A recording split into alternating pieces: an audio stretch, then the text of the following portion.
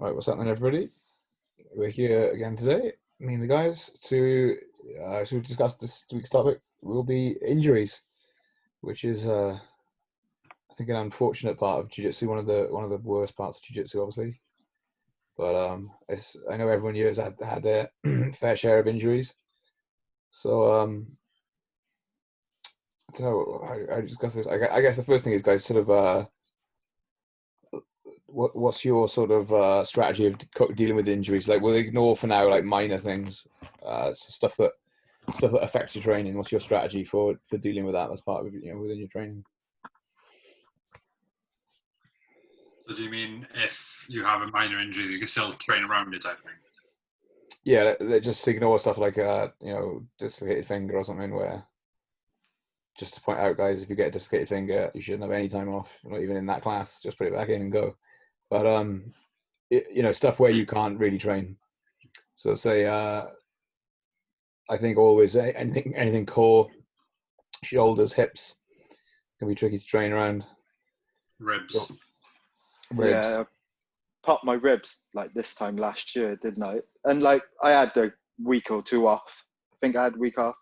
And then what I helped with me was just being present on the mat again, like easing myself back into it that way. And like, it's like always like saying, isn't it? Mental drilling. It's better to be mental drilling than nothing.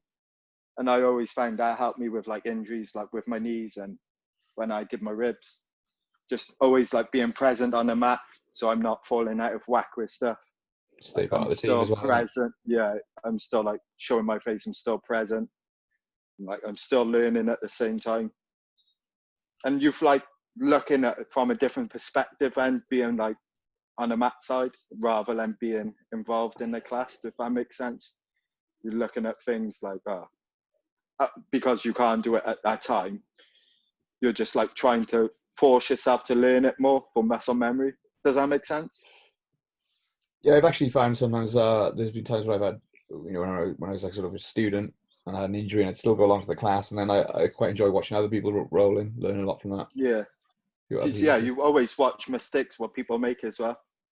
And you wonder about yourself then when you train. I am the complete opposite. I can't go watch class. It's the most frustrating thing in the world if I'm injured. I've been injured to points where I've been able to train for like 6, 7, 8 months when I've like done my shoulder and I've had a couple of surgeries. I went along to class and I watched 1 or 2 and I was like, fuck this, I hate this, I want to be there. This is the most annoying thing in the world. But like, yeah, I get watching videos, watching like MMA, getting involved and keeping like your mind active that way, but being in the club, I hated it. I absolutely hated it. Yeah, I can understand.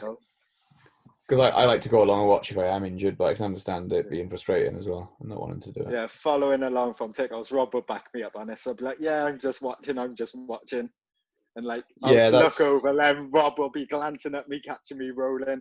That's definitely, I've done it myself. That's definitely a problem, and it can be a big mistake. Yeah. You get a bit carried away, don't you, being away? If it's something like, I don't know, like a sprained ankle or something where you're going to be out for a couple of weeks, then yeah, going along and keeping up is like something I wouldn't find that frustrating, because you can still kind of drill, you can kind of do some bits around it. But when it's something like you definitely can't train at all, if you've absolutely, like if you've got a broken leg or if you've got something mashed where you're not going to be training for a long time, that's when it's going to get really frustrating going along to class, I think. But then, like, still got to be present, haven't you? I think. Yeah. Still got to be in the loop. Like I've always found, like keeping up with like the techniques of Rob's been teaching has always helped me to come back in, because then I'm not like, oh my god, what have I missed?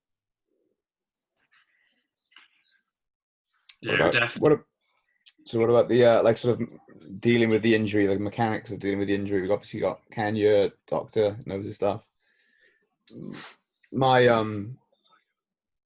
sort of philosophy has always been that obviously if it's something serious, you need to go and see you need to go to a doctor or hospital. But other than that, ice pack for the first 24 hours, keep the swelling down, and then just try and physio things. I just Google roughly what it is, physio stuff, and heat pack it and take it easy.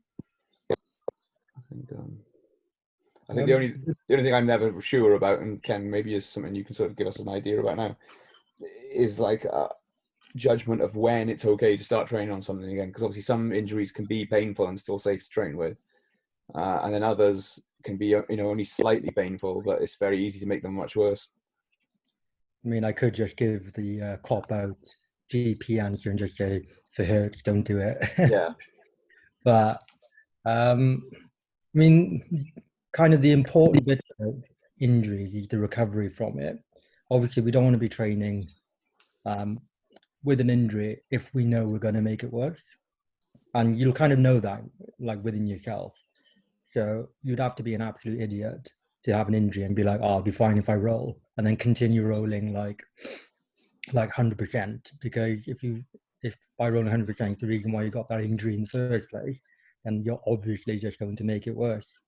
So, like, with regard to rolling with an injury, you will have to kind of modify your own kind of practice and your own training to fit around recovery and just making sure that you're protective of that injury.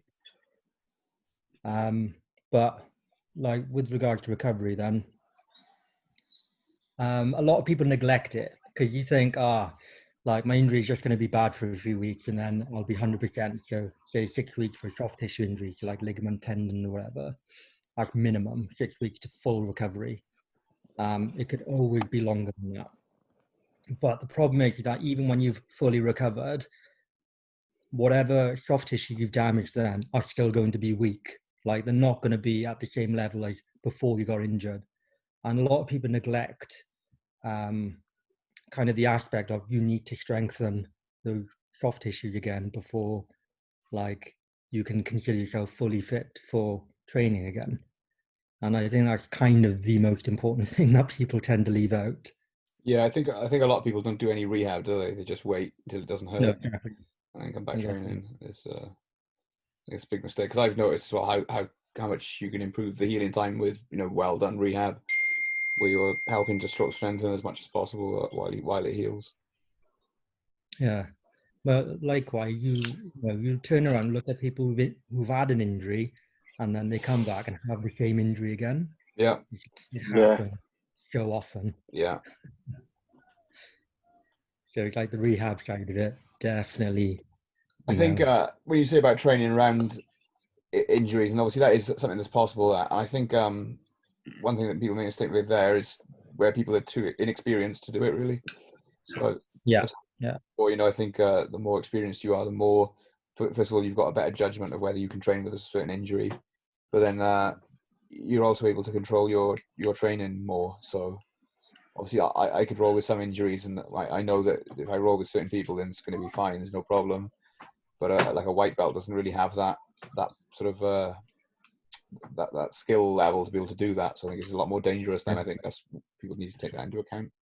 Picking a Would you training partners is a big. Yeah, that's what I was just gonna say. Would you pick appropriate? Yeah, the white belt is over 100 kilograms is not a good idea to train with if you've got a slightly dodgy red. Just like think. Yeah, I think. Yeah, I think if you're training injured, you definitely got to pick your training partners. And then another also declare your injury to people as well. Well, I was going to say that. I mean, like personally, I don't really like to say like specific injury to someone. I don't like to say, oh, like I want to grapple, but this hurts, because I think if something's so bad that you have to warn someone off touching that part of your body, then you shouldn't grapple. So I think more realistically, just to tell someone, look, I've got an injury. Just be aware that I might tap all of a sudden, or say tap, and just be because just to put someone in to realize that maybe you might be under mount, but I might tap all of a sudden, and it's not going to be a joke or anything. But I think it can be kind of weird, if you say you go to someone, you say, "Oh, look, my shoulder's hurting. Please don't touch it," and it's kind of hard then because the other person has to sort of constantly make themselves not do that. I think you're better off just to grapple and just tap. If they grab you in a Kimura on your bad arm, just tap.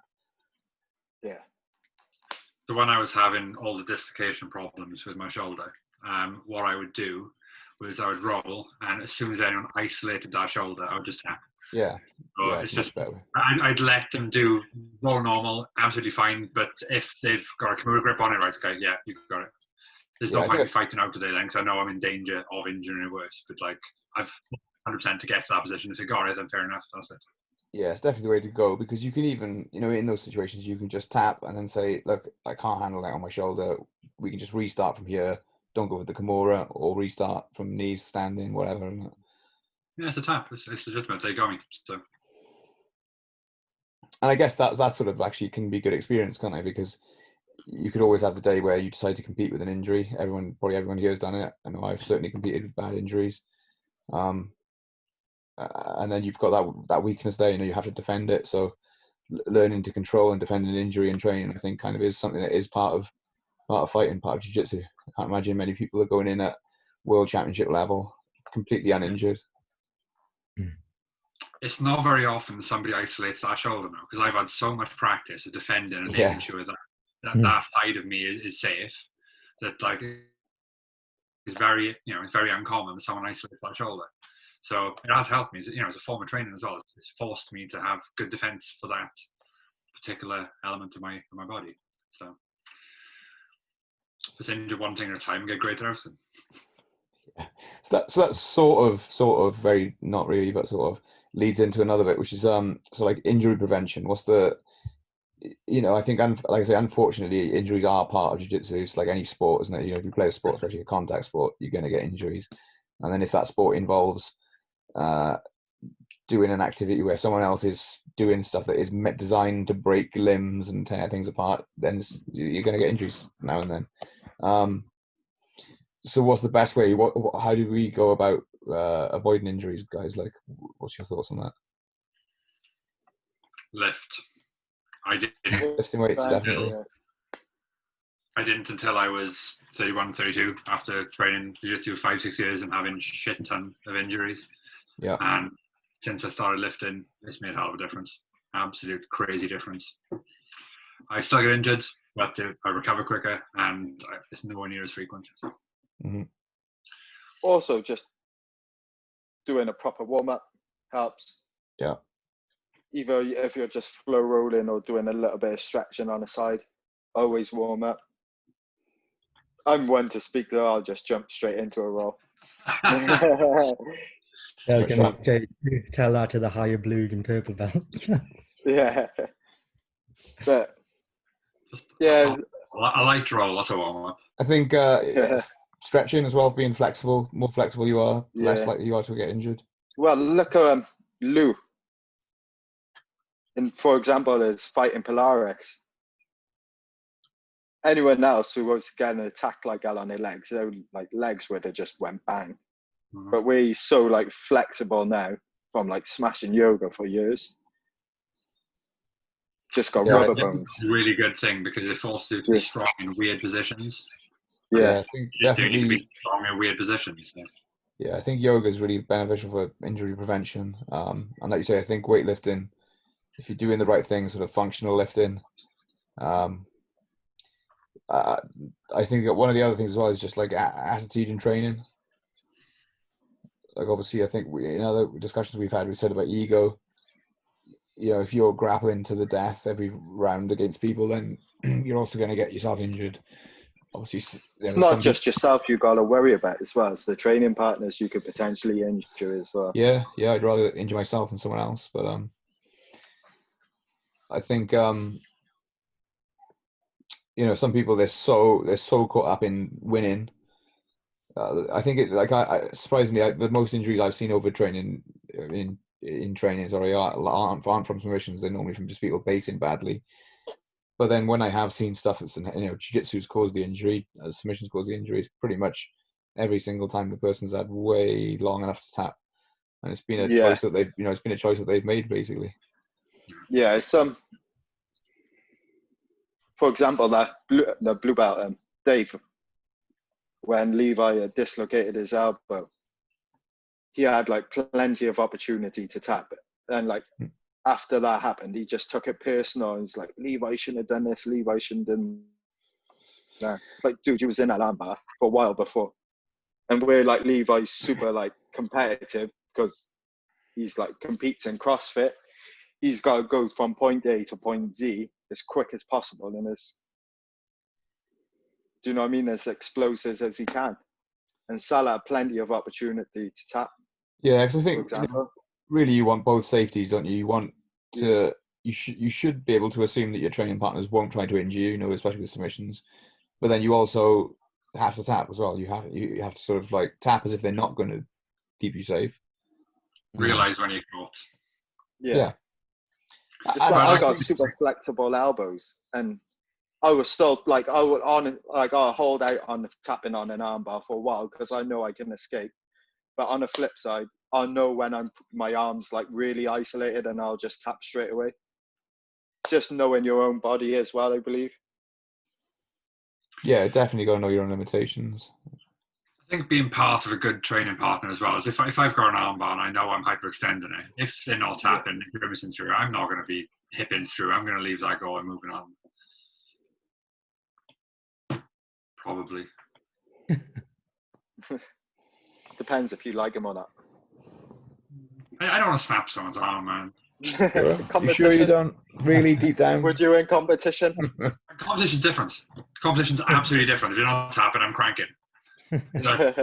Training partners, man. It's just I think it's a consideration of injury as well, isn't it? It's something that you've always got to look at alongside the, what's people's reasons for training, what's their goals, because it's very different to someone if they're saying should I train with this injury. It's very different if they're just doing it as a hobby to if they're trying to be a world champion.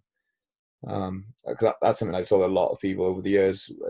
People who are just hobbyists, is if you've got any sort of decent injury, just rest it out. What's the difference going to be now if you miss out? You might rest and miss 2 weeks training, month training, maybe even 2 months training. But if you're going to train jiu-jitsu, for 20, 30, 40 years, what difference is that going to make? Obviously, if you're a competitor, it's different because you've got a limited amount of your life where you can be competitive at a top level. But I think for the average person, then it goes back to what Ken said earlier. Then you sort of go back to the sort of safest version of the advice, which is to rest until it's healed for sure. But rehab fully, always rehab fully. I think everyone should rehab.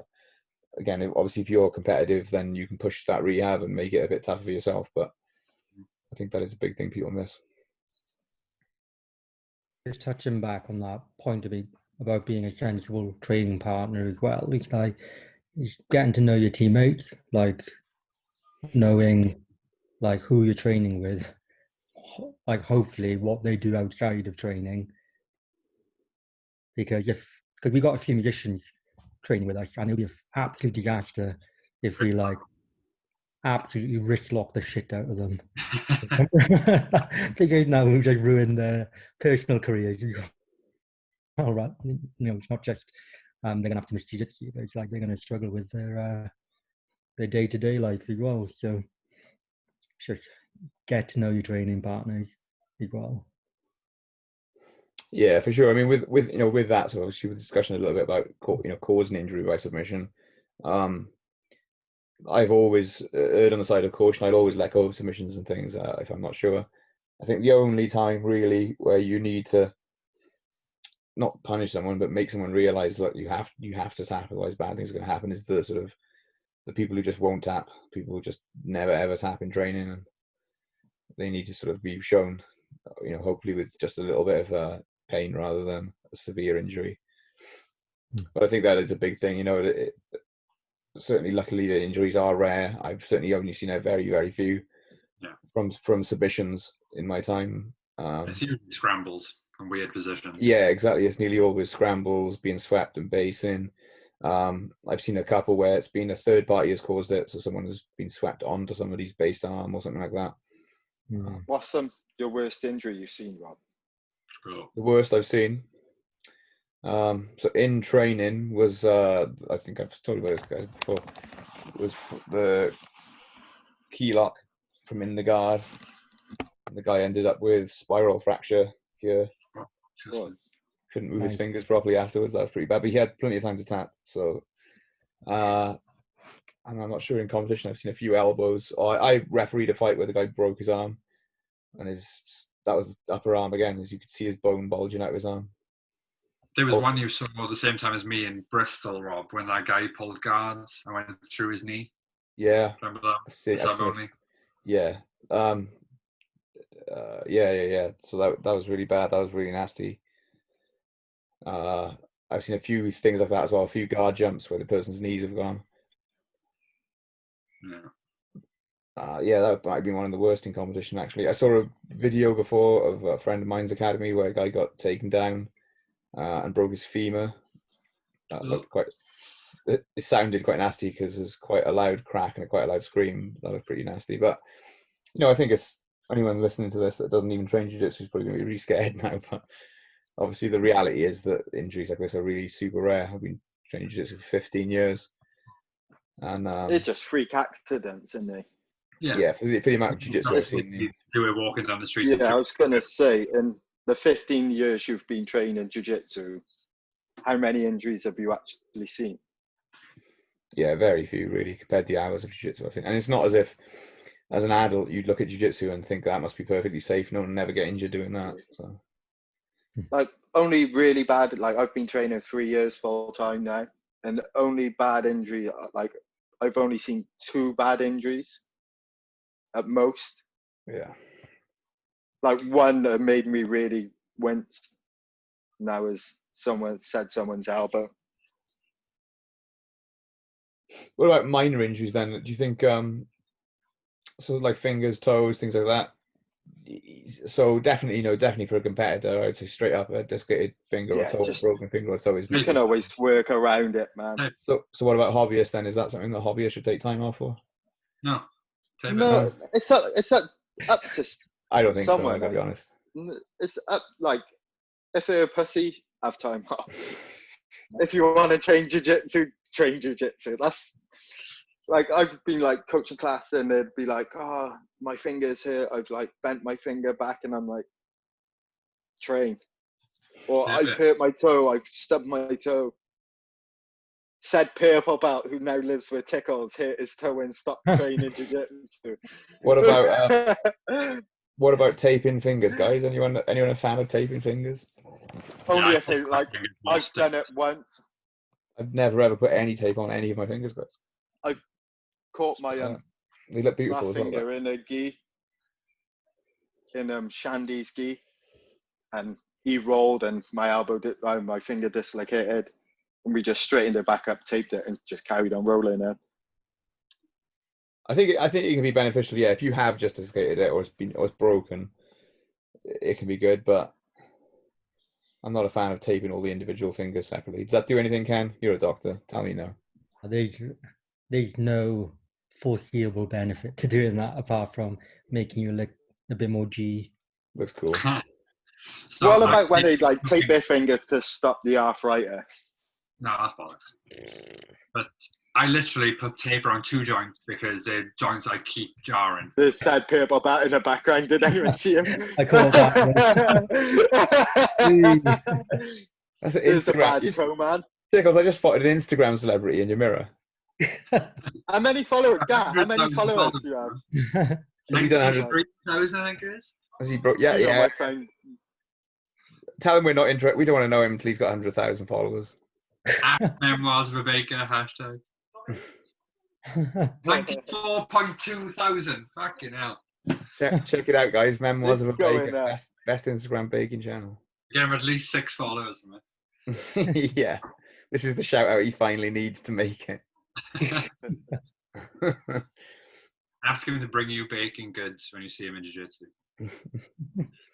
So anyway, yeah, this is my point. Look, skin moves. I can't see how putting tape on top of it is going to help anything.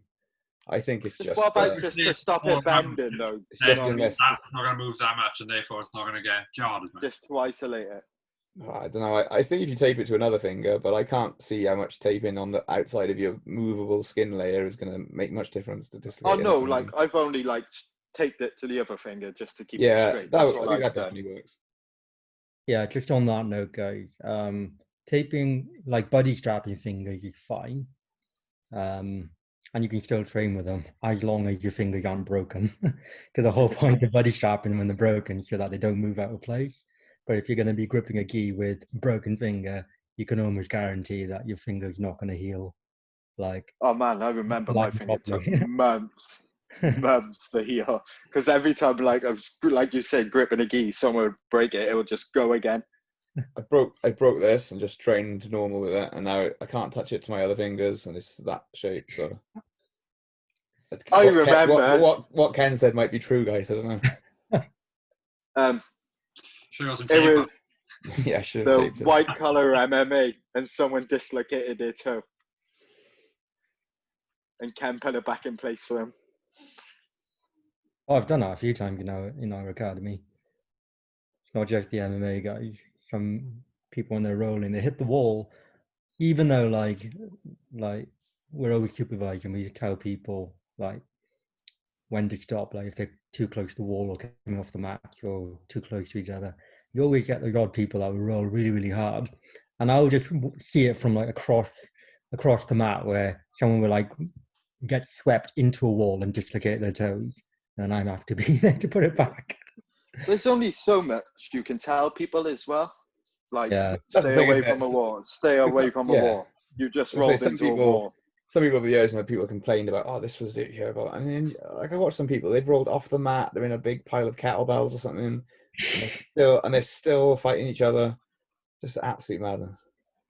You think, if you want to reduce your risk of injury, that's a pretty obvious one. Is I think that's the number one thing is when you go to your academy is look at how everything's being done safely. Stick to that. Like, stay on the mats. Don't roll off the mats. If you're near the other edge of the mats, move in. If you're near other people, move. Just stick to basic things like that. You're going to be all right. And if you roll into another set of partners, whoever has the highest grade stays. Unless you got more space. Just say it. That was my dig at someone, yeah.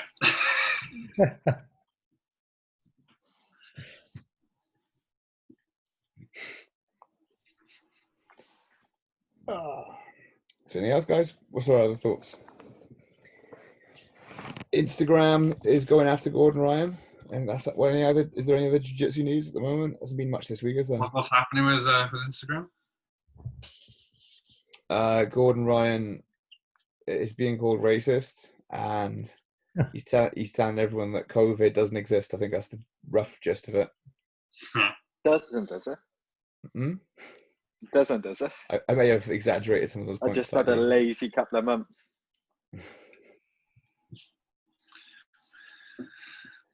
This Friday will be the announcement for sport in Wales. I thought it was Thursday, but it's they're meeting. 5G is real. 5G's caused COVID. 5G causes injuries in jiu-jitsu. The earth is flat. Cause bloody brain hemorrhages. Jesus Christ. People who talk about flat earth.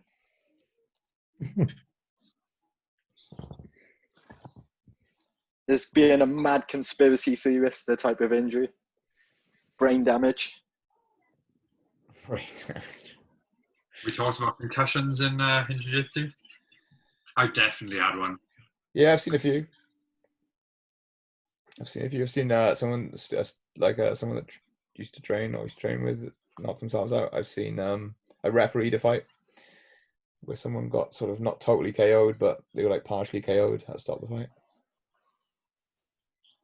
I don't think it's common though, is it? No, it's getting kicked by usually people sparring next to you. I've seen videos of people doing the jump guard and knock themselves out, and then the one I saw was it was a women's fight, and the one girl on top was much stronger than the girl on the bottom. The girl on the bottom sat up to do a sit-up sweep. The girl on the top was pressing her to back down, and the girl doing the sweep just totally gave up on it as the girl on top pushed her really hard, so just head snapped back in the floor. But I can't remember ever seeing any others than that in real life. Jiu-jitsu is fun. Yeah, I've seen a lot more choke outs. Being choked out's fun now. Has anyone here been put unconscious with a choke? Yep. On purpose, I had it. Never been. Ken's put me out. Yeah? Yeah. More than once, I believe. Good tap, mate. Well, I don't think you have to tap to chokes. You have to tap to arms and knees and. But sometimes you're just defending them defending them, and next thing you know, you're like, Jesus. Yeah, they can't just come What on. was that? Like, they just creep up on you, quite literally. And then, yeah. It's interesting. There's apparently someone's doing a study or something about how much of a risk being choked out in jiu-jitsu is for your long-term health. Yeah, it's like related to strokes or something, isn't it? I took part in it. They were doing it up in Pontypridd University. Right. Yeah, it was a student trained at the mat as well. There was 2 studies. Yeah, so it was a guy Zach who trained down with us a little bit, and then Ben from the Mat Academy. I don't know if they published their results yet. It was a while back. I don't think there is, though. I think I did see something before. There was something connecting potentially like asymmetrical chokes to stroke. So if you're just having one side of the neck compressed or something. But I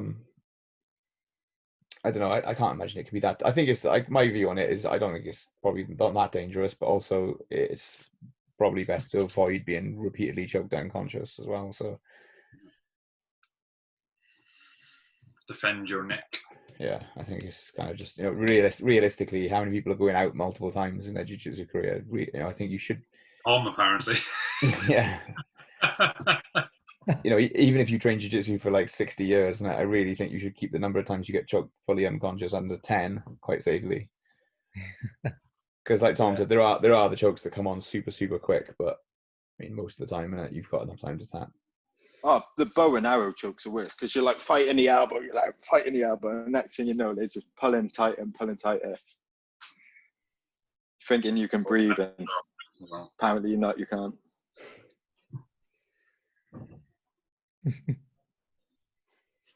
Also, same as sort of subject is people who who are scared of injury as well. Yeah. Do you see that a lot, Rob? Is like when they're like tapping early every time, and you're like, yeah, and you get people are very hesitant to come back training after an injury, especially a bad injury. Some people, I think it's probably one of the most common things that stops people's jiu-jitsu. If they get an injury, especially fairly new.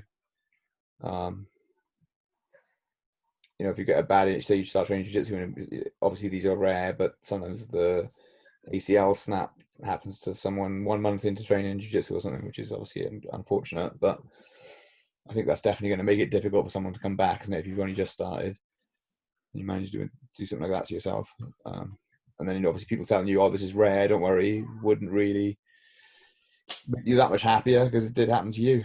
So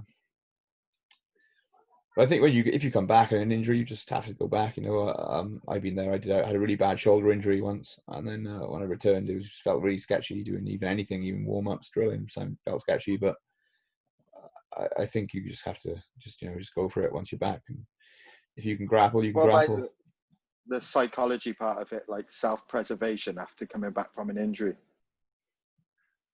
Yeah, I think you just got to force yourself to get back into grappling. And I think as much as you can sort of make reasons and think, oh, I should start back slow, it's hard then to ramp it up. So yeah, you'll always be in a habit of. It's like people that come back. I've said before, if you come back, I've had it a few times where I'm out for an injury, out with illness, something, you come back, you've got no cardio, just immediately grapple with the heart. I remember wrong with Ken, in fact, after being ill in a day class, and obviously moves quite fast, scrambles a lot, and I was so tired at the end of it because I was just pushing constantly as well. But I think the other option of things like this is when you come back and you go too light and you start off light, you get used to that. It's nice and comfortable then. Yeah. And it keeps you safe. You're not going to get re-injured. Say I came back and I just rolled with just white belts all the time. I'm not going to get injured. So I think, just have to accept it's going to suck for a couple of weeks. Be able to get back. Yeah, exactly. And again, I think if there's a chance, if the injury's still at a state where there's a chance of making it much worse easily, you shouldn't be rolling fully. You should either be accepting that you're still in rehab phase, where maybe you are grappling just and picking your training partners, but you've still got to grapple properly. But once you're back, once you're healed, you've just got to go for it straight away. For sure. I think we've enough of that. I'll stop the recording now, guys.